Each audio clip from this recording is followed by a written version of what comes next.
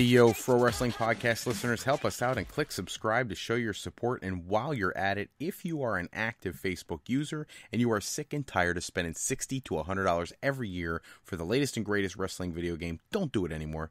Stop paying the money. Shoot over to Wrestler Unstoppable, the totally free Facebook-based wrestling game. You can create your own wrestler, join companies, sign contracts, get involved in storylines, book pay-per-views, create your own corporation. Whatever you think about real professional wrestling can be done in this game. It is a great game. Check out Wrestler Unstoppable on Facebook right now.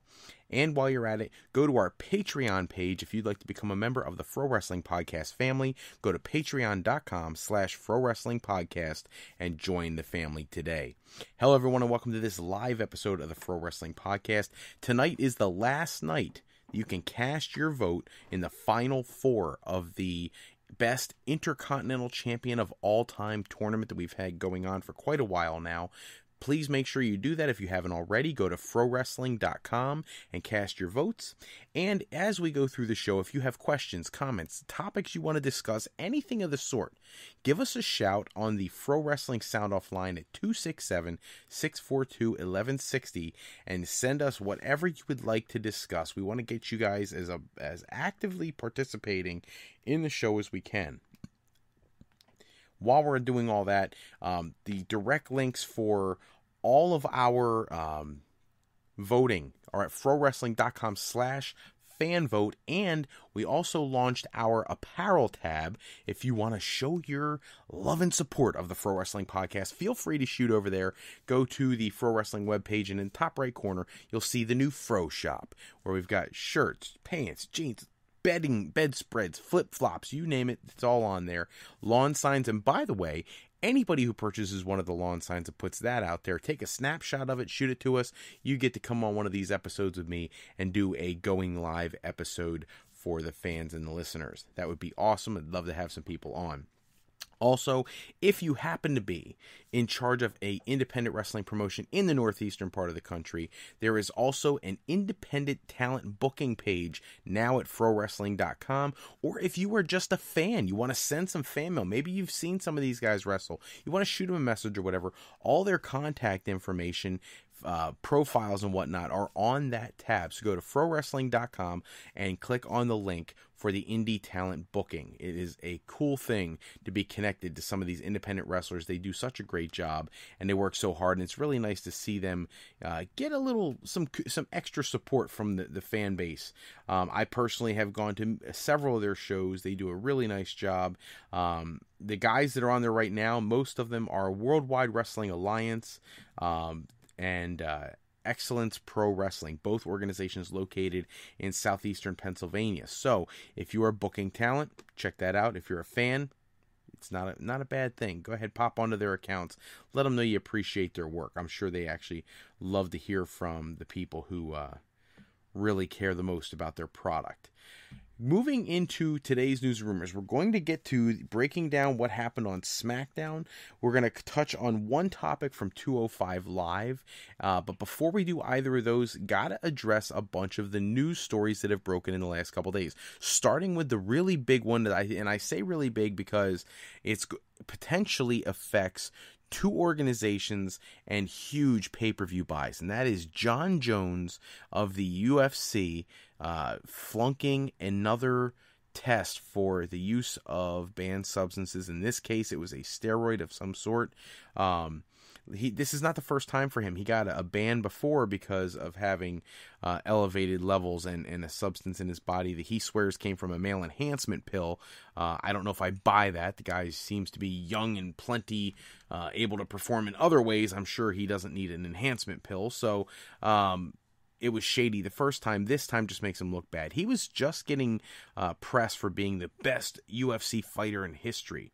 Now, the reason this is on the Pro Wrestling Podcast is because he is also the guy who, after defeating Daniel Cormier for the championship that he just won, which, by the way, if it's proven that he did fail this drug test, he'll be stripped of his UFC championship. But he's the guy who called out Brock Lesnar and wanted to fight Brock Lesnar sooner rather than later. And the reality was that we were waiting for Brock Lesnar to get into the U.S. anti-doping testing protocol That way he could be cleared of his 1-year suspension as a result of his fight against Mark Hunt last summer at UFC 200, and it would clear the way for this mega blockbuster UFC fight. So the problem is that now that this has happened, Jon Jones potentially faces a 4-year ban from UFC, which would effectively end any chance of him facing Brock Lesnar at any point. So here's the thing. It would destroy a UFC fight if this happens. It would eliminate a huge pay-per-view main event from a UFC pay-per-view. But also, WWE, you know they wanted to get their hands on this because it's their talent. Brock Lesnar, he's their beast. And you know that there had to have been some kind of crossover for them to allow Brock Lesnar, if he was still under contract, because remember, his contract runs out after WrestleMania next year. So if they were going to allow him to somehow promote this prior to his contract running out, you know they were going to be getting something in return, which would probably been of some kind of involvement by Jon Jones in the pro wrestling world as well. And now, if this doesn't go down, it affects WWE's product as well. And rumor has it that there was actually some plans in place to try to make this thing happen. Those things obviously are either going to be scrapped at this point because they're not going to. These processes could take a while to determine whether Jon Jones gets a 4-year ban or not. And even if he doesn't get a 4-year ban, if he is found guilty of taking a banned substance again, you know it's going to be a hefty suspension no matter what it is. 1 year is the typical thing for the first time, but this could be a huge issue. We'll have to keep our eyes on that and see what happens from there. Big Cass, for those who don't know, on Monday Night Raw, when Big Cass was dumped over the top rope by Enzo, he landed very awkwardly, and it turns out he has torn his ACL and has potentially other issues in his knee. He is in for surgery, and he will be out probably in the neighborhood of 9 to 12 months. So that totally halts any kind of progress that Big Cass was doing trying to become a star as an independent singles wrestler outside of his tag team with Enzo. And for me, I'll be perfectly honest with you, I think it's actually a great thing for his character and for Enzo, and here's why. First off, Enzo was being booked in a way that made him look incredibly weak against Big Cass, so Enzo was going to do nothing. Now, a lot of that people attribute to Enzo's backstage heat, and I get that. But at the end of the day, they've got a lot of time and money invested in Enzo, so burying him every week really didn't make much sense, in my opinion, if you wanted to ever recoup some of that investment that you made. However, with Big Cass going down, two things have happened now. Big Cass is going to have time to get off television. People were kind of already turning on him because he's supposed to be a big guy, but he's supposed to be a heel. But he looks like a babyface, and his mannerisms just weren't coming together as a heel. So in this situation, it allows Big Cass to be able to go away for a little while. When he comes back, hopefully he can work on his... let me think how to say this. His appearance, his package, his whole presentation. And hopefully he can come back and either be the monster heel that they want him to be, or when he comes back, he goes back to being a babyface and people are thrilled about it. Now, for the other big issue with this is it frees Enzo up to do something else. And we'll get into that specifically a little bit later, but getting Enzo away from Cass permanently on television is probably a great thing for both of their careers because it was really pigeonholing them into each other, which is really not a good thing when you're trying to launch a singles career like Big Cass was. Charges against Paige have been dropped. So I've thought this was ridiculous from the beginning. Paige throws a drink on her boyfriend or fiance, and somehow people want to bring her up on charges of domestic violence and domestic battery and all this other nonsense, which would have resulted potentially in her being fired from World Wrestling Entertainment. That's an issue for me. Look, I don't know about you, but I don't know anybody in this world, friends, brothers, family alike, they don't every once in a while get angry with each other and everybody's taking a glass of water to the face or a glass of something to the face. I know I have. I know I've dished it. I've received it. So this is not something that you charge somebody with domestic battery for. I feel like the officers here were way out of line. But thankfully, those charges have been dropped, which clears the way for Paige to return to WWE, which is something she's been talking about quite a bit lately. We mentioned on the last podcast that she had posted on Twitter to one of her friends over in NXT that she'd be joining her and seeing her real soon. And I really hope that happens. I think she would inject some life into the women's division, hopefully on Raw, potentially in Smackdown. But I think Smackdown is actually doing pretty well without having another talent added to the roster. And if they're going to add a talent, it looked like for a little little while there that it may have been Asuka, but now with her injury, that's also not going to happen. Just as an update on that story, Asuka breaking her collarbone, she will be out 6 to 8 weeks. She posted a picture on Twitter today of her x-rays, so well wishes for a speedy recovery for Asuka to get back to the roster, because NXT is going to be hurting without her. They don't have anybody that's on her level, and she's in the middle of this monumentally historic championship reign. I'm actually hoping they don't take the title off her and allow her to appear on television in non-wrestling capacity, just to keep her relevant and keep her from having to lose her championship. Going to move on to a huge story that broke today, that Lana and Rusev had asked for their releases from World Wrestling Entertainment. Now, I'm not a person who typically worries about every little story that comes down the pike and where it came from and all those different things, but the reality is that this is a huge story that could have a really adverse effect on their earning potential if it's found to be untrue. And at this point, the story originally broke earlier today through Billy Body, who is on Dirty Sheets podcast, and he claimed that they had asked for their release, that Rusev was upset over the creative direction he was getting. He was supposed to get a championship match a couple months ago at Money in the Bank, and that did not happen. If you remember, there was some talk of him potentially challenging Jinder Mahal. That did not happen. Him challenging Randy Orton. That didn't happen.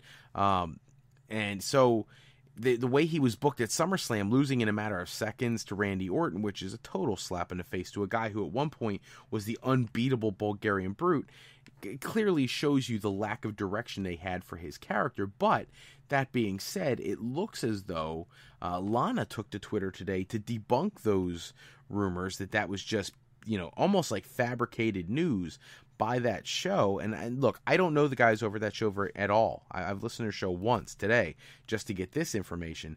So I don't know how credible they are, but I don't like to throw people under the bus either. For that podcast, if it's a true story, if it's something that really happened and you have a source to back you up, this is one of those times where you got to put a source out there. Or at least give us some direction with where you got your info from. Because right now, you're hearing it from the horse's mouth, proverbially, in Lana, that it's nonsense. It's not happening. Now, either she's going to look really stupid when they get their release, or it really didn't happen, and this podcast is just making stuff up to get some ratings. Not sure how things are going there. I want to touch on something that's driving me nuts.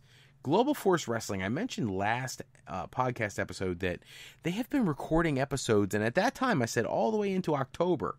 And as it turns out, they've got episodes booked and recorded all the way through into November. And it's getting frustrating. I mean, I literally turned on the internet the other day, and if you go to some of these wrestling sites, eWrestling News, WrestleZone, PWI Online, the Wrestling Observer, if you go to any of these, you can find the spoilers for all their shows leading up to their Bound for Glory pay-per-view. Now, here's the thing that really frustrates me. When I go, I'll give you a great example, is eWrestling News, which, by the way, is one of the most fantastic wrestling news sites out there. Not that I like to plug competition, but let's face it, they're phenomenal. So if you like news and rumors and things like that, and you don't want to wait for me or somebody else to podcast it to you, by all means, eWrestling News. They'll get my endorsement today. And here's the thing. I go and I click on their GFW spoilers, and it said spoilers October to November. And at the bottom of the screen, it suggests other stories to read. And it was like GFW TV taping spoilers. And it was like, for tonight's episode, August 24th, September this, September that, September this, September that, October, November. And I'm like, good Lord. So we literally can sit there, and if you just keep scrolling to the bottom of each article, you can just watch in sequential order. And it's almost like in your mind, you could see these, matches taking place, and you could already know every single thing that's going on with Global Force Wrestling, including the fact that Low Key, who came back, won the X Division Championship earlier this year, and then was put into a great situation with LAX, and it really looked like Low Key may get an opportunity to get a shot at a world championship. Instead, Low Key has requested and been granted his release from Global Force Wrestling.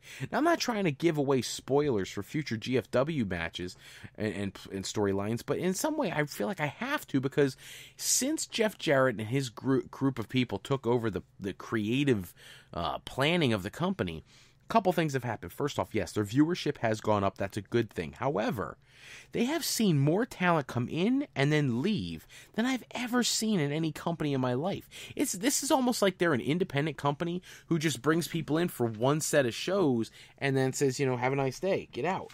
They don't really invest any time and energy in long-term booking enough to lock these guys into contracts to bring them in the first place. And that's an issue. People often complain about WWE and their lack of long-term planning. What about Global Force Wrestling? I know only a few months ago, I did a podcast episode where I spoke about the plethora of talent that GFW has. And at the time, they had just announced that they had brought back Matt Morgan, and they had Magnus, and they brought in Chris Adonis, and they got all these guys, and Alberto El Patron, and they brought in, oh my gosh, his name is slipping my mind, UFC fighter that faced Bobby Lashley for a one-off. They brought him in. He does commentary for IWGP shows, New Japan shows on Access TV, and I can't remember his name right now. Good Lord, what's wrong with me? But the point is they keep bringing in talent. They brought in Low Key. They brought in, right now they just brought in that OVE tag team, and they, just Congo Kong and all these talents that nobody knew who they were. And just when you get comfortable with them to the point that you're like, okay, you know what? I'm going to start investing some time in Global Force Wrestling's television show. Half the talent's gone. There is no Magnus anymore. There's no Angelina Love, no Davey Richards. There's no, Matt Morgan. He's gone. A lot of the talent that they had acquired and really looked like they were going to make a push are gone. Even Alberto El Patron is in a lot of ways is gone because he's not on television. He's been suspended for nothing. Could somebody please explain to me why Alberto El Patron is not on television?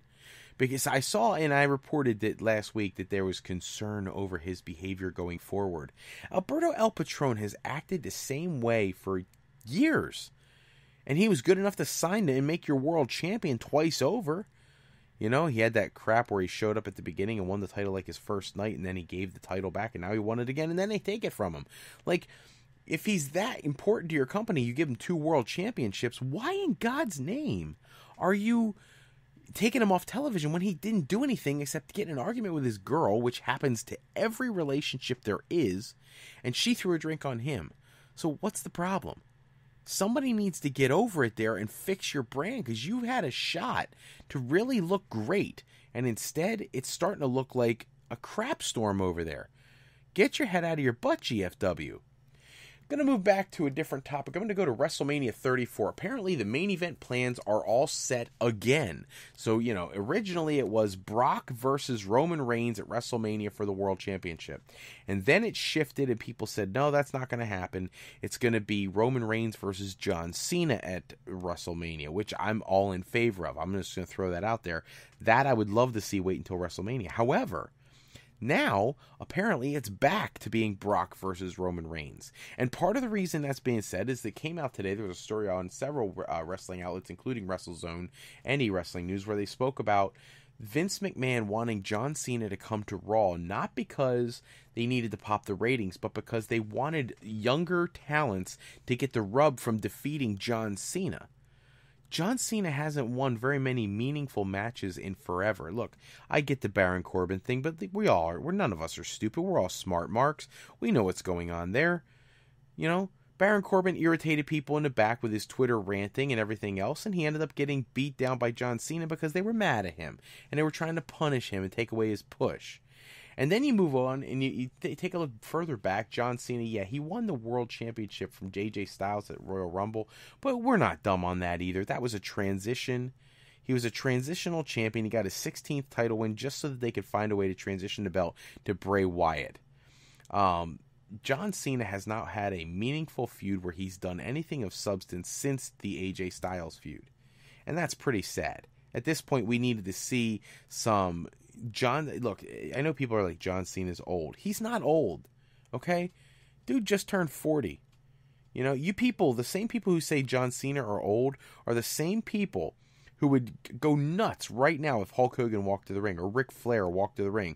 I remember when Bret Hart came back and won the United States Championship from The Miz in that ridiculous match on Raw a few years ago when the Nexus was around still and all that kind of stuff. And I remember people going crazy because Bret the Hitman Hart, came in and won the United States title, and he was in his late 50s. Like, John Cena's 40, just turned 40. Give the guy a break. He's the most dominant star WWE has had in probably the last 15 years, and he's been the most consistent. He's been willing to do... People always talk about how he never loses. He's been putting everybody under the sun over as of late. Who did he not put over? Baron Corbin, who was in trouble, and The Miz, who, if you had The Miz and his wife beat John Cena and Nikki Bella right before he proposed to her at WrestleMania, it would have just been the most horrible taste in booking you could have possibly had. So... this main event at Mania, I think, is a bad idea. Roman Reigns should be facing John Cena. If you're going to give Reigns a victory over Cena, make him do it at WrestleMania. It almost becomes a situation where Roman Reigns becomes the WrestleMania killer. Like, he goes in and takes out whoever this great babyface, super over with the fans star is every year, like he did with The Undertaker. But I don't like the idea of Brock and Roman, because you just got done watching Brock Lesnar pin Roman Reigns to retain his championship at SummerSlam. He was facing 3 other guys, and he still got a clean pinfall win over Roman Reigns. How do you build Roman Reigns up to be able to beat a guy who just beat Braun Strowman, Samoa Joe, and Roman Reigns, and beat him clean after being stretchered to the back and all this other nonsense? So I just think it's a horrible idea.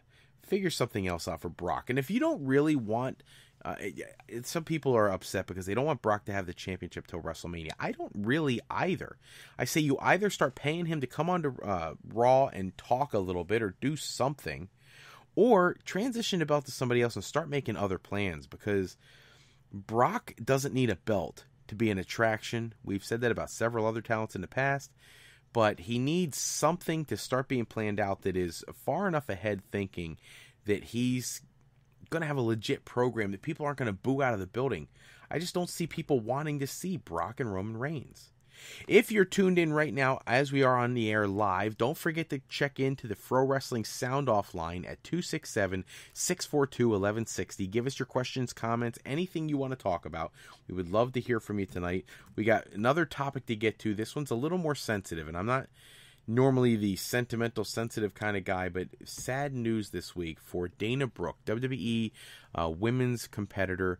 Her love of her life, Dallas McCarver, a bodybuilder who was doing very well in the Arnold Classic out of Australia. He was a favorite to win the tournament. Passed away. He had been competing previously at a competition and collapsed on stage. They said that it was related to other issues, but then apparently while he was by himself at home, he spoke to Dana Brooke. He was making himself some lunch, and unfortunately he passed away. He choked on his food and passed away at a very young age, in his mid-20s. It's very sad. And Dana Brooke has set up a GoFundMe project in his memory to help with the costs and whatnot and arrangements. Very sad news. Thoughts and prayers out to Dana Brooke and Dallas McCarver's entire family. It's never great news to hear anything like that. And hopefully WWE, and I suspect that they will be, but hopefully they give her the time she needs to take care of what's really important. Going to get going with the Smackdown Breakdown, okay? So Smackdown, I actually felt like was relatively solid this week. There were a few things that irked me a little bit, but otherwise very solid. Now, here's the thing. Kick off the show with AJ Styles, Kevin Owens, and Shane McMahon having their little soiree in the ring. It leads to Kevin Owens getting another opportunity at the United States Championship with the stipulation. AJ throws out that he's going to give him the match, but Shane McMahon allows Kevin Owens to pick the referee. And I found it interesting that only a week ago we were talking on the podcast about Kevin Owens coming to the rescue of Sami Zayn while they were in Canada and taking out Jinder Mahal and the Singh brothers. And I thought that was really, normally WWE will test market things on their house shows to see how the fans react to them. And after the incredible pop that they got when Owens came out and saved Sami Zayn, I thought, here's an opportunity. When I saw the way they were booking this, Kevin Owens goes in the back, he comes up to Sami Zayn, he's talking to him about He needs somebody he can trust to be the referee. There was an immediate organic feeling about it. Like, this could work. Kevin Owens, Sami Zayn working together. This could work on a lot of levels. First off, Kevin Owens makes a reference to the fact that since coming to SmackDown Live, Sami Zayn hasn't done anything important. You know what? He's telling the truth. Sami Zayn has been a worthless character on the show. He hasn't gotten anything of substance. His only feud, sort of, was an issue he had with Mike Kanellis, who has completely disappeared from television. I don't even know if he is considered on the main roster anymore, as much as we haven't seen him. So I thought this was an opportunity. I thought they should have run with it, Sami Zayn and Kevin Owens. Instead, they'll address that later in the show. Bobby Roode makes his big debut on SmackDown. Bobby Roode comes out interrupting Aiden English. And here's the problem I think WWE is going to have with Bobby Roode. You have a guy who on the NXT brand was a heel. The minute he debuted on SmackDown, those fans told WWE all they need to know. The fans love him. There are some guys who come from Impact Wrestling and go somewhere else, and they don't really have a big enough name to be important. But when you talk about people like Austin Aries, AJ Styles, Bobby Roode, these are guys who come in and they have a fan base already. Putting him in NXT, where he's got less exposure, only made it so the true Bobby Roode fans from his time in NXT or in Impact Wrestling, his fan base there were just dying to see him on the main roster. When he walked out through the curtain on Tuesday night, last night, it was phenomenal. It was glorious. Just saying.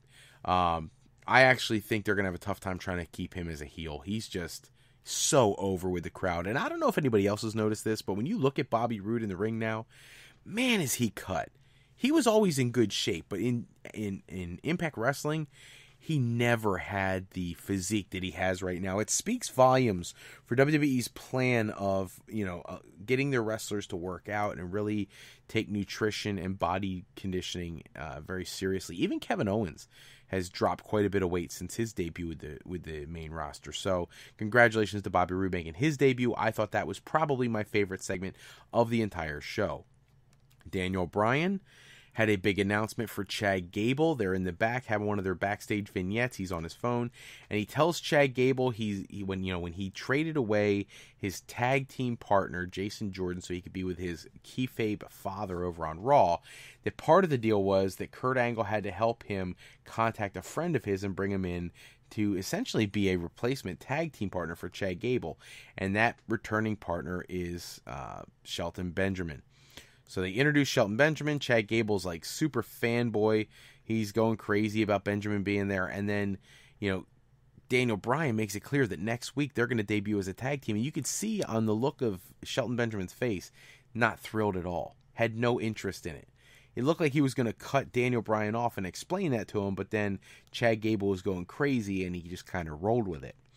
We'll have to wait and see how they book that. I think, obviously, Chad Gable versus Shelton Benjamin in a match would actually be fantastic, as they both can really, really go in the ring. I did notice that it looked like Shelton Benjamin put on 5-6 inches of height and quite a bit of weight physically. He looks like a beast next to Chad Gable. So we'll have to see how they use him. I think if they use properly, he's a great, great asset to have on the blue brand. Moving on, the Usos take on the Hype Bros. I haven't seen the Hype Bros in so many weeks. I almost forgot what they look like. Still don't have matching outfits. They should go back to doing that like they did in NXT. Instead, the Usos totally dismantle the Hype Bros. They got a little bit of offense going for a few moments, but nothing to write home to mom about. This was a relatively quick match. The Usos are claiming that they have the tag team division on lockdown. I am just giving my opinion here. I think that the Usos should lose the WWE SmackDown Tag Team Championship to the Fashion Police next week on a live episode of SmackDown, just to send a message that those tag team championships are never too safe in one place, and everybody's dying to see the Fashion Police in a more substantial role on the brand. Those fashion files have generated so much interest. I think it's time. Give the Fashion Police their 15 minutes of fame. Give them the tag team championship. I actually love the New Day, but I'm okay if they're out of the world championship picture for a little while. You have Carmella and Natalya have an issue brewing because Carmella has the briefcase and wants to cash it in on Natalya at some point. They end up getting put in a tag team match against Naomi and Becky Lynch, which does not go well for Carmella, who teases cashing in her briefcase repeatedly, only to get taken out by Naomi and Becky Lynch. I actually thought that was a cool angle. I feel like Carmella has been limited exposure on television. Being a Money in the Bank briefcase holder, you'd think they'd make her a more prominent figure in the women's brand. But I do think the Smackdown brand is doing a much better job of marketing their women. I'm hoping that with Sasha Banks being the Raw Women's Champion, that they figure that out and really push her. And, I just don't know who you push her against. She's already beaten Nia Jax quite a few times. She's beaten Alexa Bliss. You could do the Bayley thing, but she's actually recently even already beaten her. Bayley flipped to being a heel would be great, but I don't know. I don't know if they're going to pull the trigger on that. Getting back to SmackDown, though. Dolph Ziggler is out. He has an interview. He talks about how he's reintroducing himself to the fans. I don't know what they're doing with him, but he is far too talented to be sitting on the sidelines doing nothing important. They need to find a way to integrate him as best they can into the program every single week. It's ridiculous that the wrestling audience has not been able to see him in as long as it's been. Baron Corbin makes a deal. He's in the back. Here's the thing. Kevin Owens is walking around, still can't find a referee. When he went up to Sami Zayn the second time, Zayn actually rejected him because of all the stuff he's done to him the last couple years. Corbin, you don't see him on camera, but I guess he's standing behind Kevin Owens. Kevin Owens tries to recruit the Fashion Police to be his referee. They decline him. He turns around when Baron Corbin grabs him on the shoulder, and Baron Corbin offers his services with the understanding that if Kevin Owens is to win the United States Championship that night, that he would get the first opportunity at the new championship. I like that. It actually sounded like, hey, we're going to have an interesting storyline here. I actually thought they may even give the championship to Owens and then start an Owens-Baron Corbin feud. Since he doesn't have the briefcase anymore, he doesn't have to be in the world title picture anymore. The United States Championship makes a lot of sense. Instead, Baron Corbin comes out. He's the special referee. Styles and Owens are going to town. He's counting fast counts, trying to essentially give the championship to Kevin Owens. Shane McMahon comes down. He has a problem with Corbin's refereeing quality. They get into some arguments, a little bit of pushing going on. Corbin ends up taking off the referee shirt and throwing it in his face, saying he's done. He walks out. As that's going on, Kevin Owens is freaking out.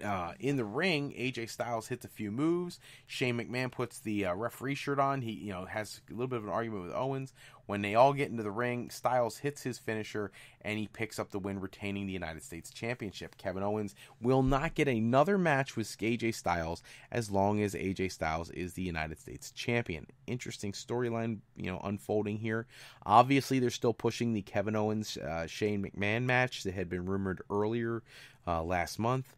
I think that's a horrible idea, but whatever. WWE does what they want to do. I want to go to 205 Live. I don't do that often. If you haven't noticed, I don't really review 205 Live all that much each week. Generally speaking, 205 Live is the same mishmash of cruiserweight talent every week. They do the same stuff every week. They don't do anything of substance, and it bores me. This past week, before the show even kicked off, there's photos online of people, mass exodus from the building, leaving before 205 Live was over, or even started, I should say. So, obviously, they're not doing the right marketing of the brand if they're going to have that happen. However, they did make a move. And the move that could draw some audience is after Neville retains the Cruiserweight Championship in the rematch with Akira Tozawa, out to the top of the entrance ramp comes Enzo. So I said earlier that Enzo, now that Cass is hurting out for a year, he needs something different. JBL has said it. I've said it. Corey Graves has said it. Everybody who's anybody in the world of professional wrestling has said it.